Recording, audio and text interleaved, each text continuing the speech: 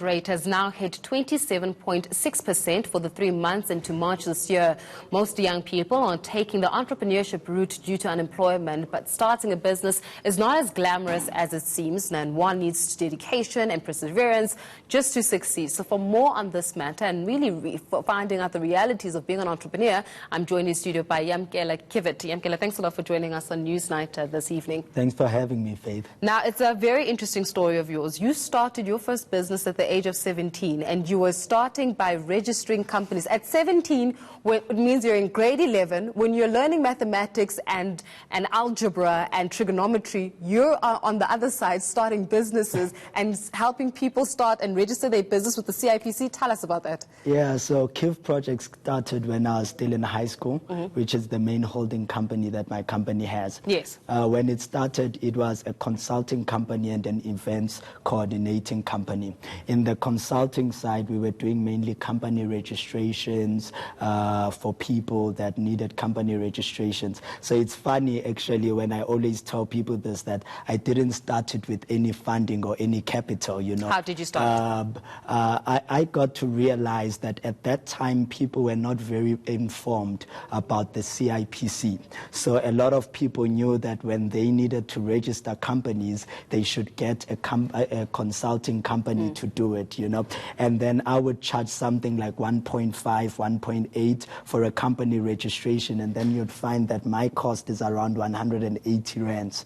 And then that's how it developed. The demand grew, and then a lot of people got to know that we do company registrations at a quicker speed. The service is better, and I focused a lot also on the branding of the company to present the company as the only stop for people when they want to have the right consultants to get their companies. It's almost capacitating the startup. Yeah, capacitating the startup. So that's how the company started. And then from when it started, then I branched out the company to when I started Melville Car Wash and Chisanyama.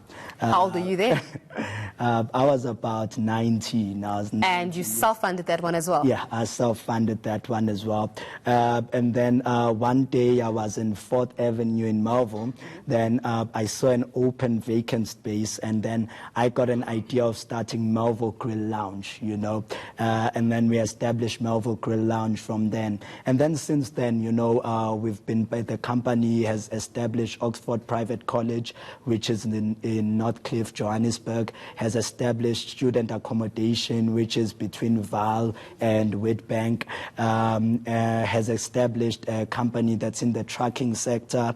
We've established we now have equity in a property company that's called Gollywood Properties, and the list goes on. Well, the list goes on, but you're speaking like you're 55 years old, and meanwhile you're 24 years old, and that's not taking away from your age. That is actually saying to self-actualize at the age of 17, to know what you want to do and to go for it, irrespective of the realities of the country, and especially the realities that are facing young people. I mean, the latest statistics are showing that about 52.8% of young people are unemployed. You are talking about trucking and having equity in various businesses. The young people, 52.8% of this population between the ages of about, I think it's 25 to about 34 years of age, are not employed. And nowhere in there is there a plan of action, or they don't even know what the next plan of action is. How did you self-actualize? And also, for that 52.8% who may be watching this, who are feeling as though there is no hope for me at all, how then do you speak to them? Yeah, I'll say this, Faith. There's a season in my life that I took where I was studying myself more than I was studying circumstances around me. And the danger with most people is a lot of people study society before they study themselves. So they know what's around in society, but they don't know what's in them. And because they do not know what's in them, then they are unable to understand their areas of effectiveness, which is their areas of power.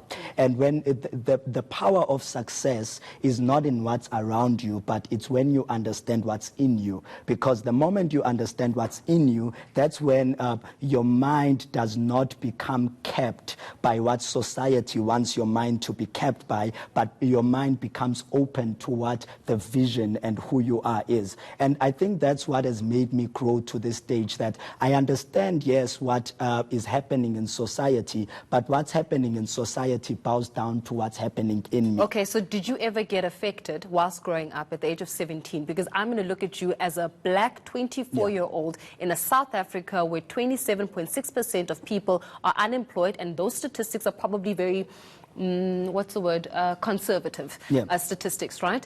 So was there the reality that you come from?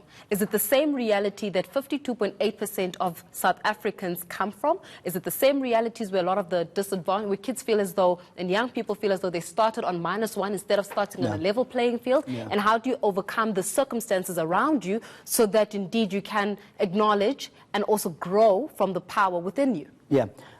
Let me first say this. My company started with no funding, and there was no privilege in starting my company. And what I mean by that is there was a season in my business where I was learning more than I was earning, and it was consistency that was keeping me through it. A lot of young people today, they want to subcontract the season of sacrifice with the circumstances around them. So a lot of people don't want to deal with the fact that actually there's a huge gap in the market. You know, as much as we are unemployed, there are a lot of opportunities out there. And what I mean by that is I'm always telling people that, I was saying it the other day, especially in South Africa, we are a very social country. You can find that a person is struggling financially, but he still has money to go clubbing. And whilst they could have taken that money to go clubbing to establish something, you know, and to establish something doesn't necessarily mean that you need to get someone who's going to bring millions from you somewhere, but it means that you need to use what you have at that point in time to get what you think you deserve at a certain point in time. So I was part of those. At some stage, things were not working out. And I mean, at some point in my business, when I was starting off the business, I didn't have a car.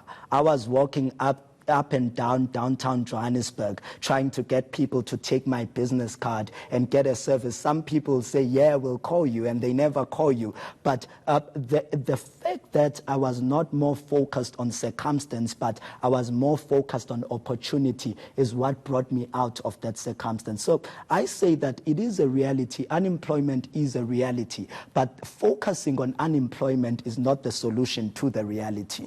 You know, the worst thing a human being could do is to look for a solution in the problem, because the problem has already shown you that I'm not the solution. So which means that you need to go beyond the problem for you to actually get out of the problem. Okay, so now we're going to be practical, because people are going to say, okay, now he's motivating me and he's inspiring me, which is great stuff. But how many people do you currently employ?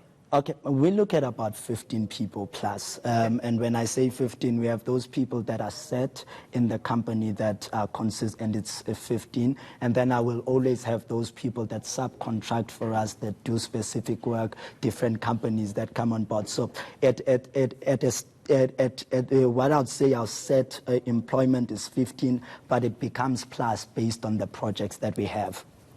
Certainly, I hope that many young people and old have learned something from you this evening. Thanks a lot, eNCA, for joining us and shedding some light in terms of the reality on business. But as you say, never focus on the problem, because the problem does not have the solution. Go beyond the problem to find the solution. See, listening in this evening there as well. Speaking to Kiviet, an entrepreneur who's really inspiring young individuals to look beyond the circumstances in South Africa. Well, doctors in the UK have used